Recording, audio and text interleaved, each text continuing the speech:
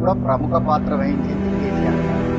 కేసీఆర్ గారి నాయకత్వంలోనే జేఏసీ ఏర్పడింది కాబట్టి ఆ జేఏసీకి కోదండరామును పెట్టినాం, కానీ కోదండరాం జేఏసీ సక్రమంగా పనిచేసిన దానికంటే వంకర పనులు ఎక్కువ చేసింది. ముఖనూరులో అమరవీరుల స్తూపం నిర్మాణం తర్వాత ఇంతవరకు ప్రారంభోత్సవం కాలేదు. అంటే ఇప్పుడు జేఏసీ మధ్యలో టీఆర్ఎస్ నాయకుల మధ్య సయోధ్య లేకనే అది ప్రారంభోత్సవం కాలేదంటున్నారు. దీని మీద మీరేమంటారు?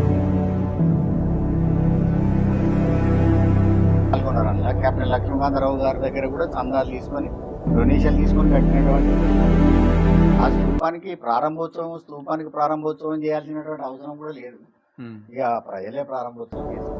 సార్, ఇప్పుడు రోడ్డు వర్క్లో భాగంగా అమరవీరుల స్తూపంతో పాటు అంబేద్కర్ విగ్రహాన్ని కూడా తొలగిస్తారని చెప్పి ఒక అపవాదం ఉంది. అసలు దాని మీద మీ స్పందన ఏంటి సార్, ఒక దళిత ఉద్యమ నాయకునిగా?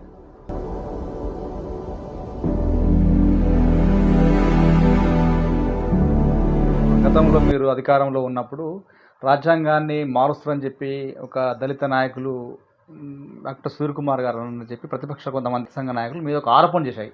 అసలు రాజ్యాంగాన్ని మారుస్తారని చెప్పి మీరు అన్నారు. అసలు ఏం జరిగింది అక్కడ? రాజ్యాంగాన్ని మాత్రం అంటే బేసిక్ స్ట్రక్చర్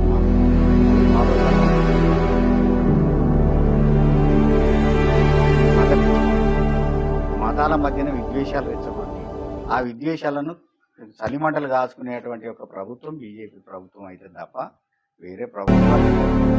కాంగ్రెస్ ప్రభుత్వం 16 నెలల కాలంలో ఒక మంచి ప్రజలకు ఉపయోగపడే కార్యక్రమం ఏం చేసిందని మీరు భావిస్తున్నారు? ఏది తెలంగాణ రాష్ట్రంలో అంటే నలుగురికి అనుకో.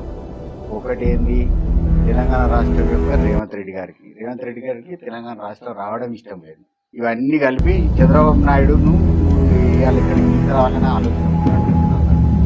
అత్యధికంగా దూషింపబడే ముఖ్యమంత్రి ఎవరు అన్నట్టు రేవంత్ రెడ్డి, ఇంకెవరు లేరు.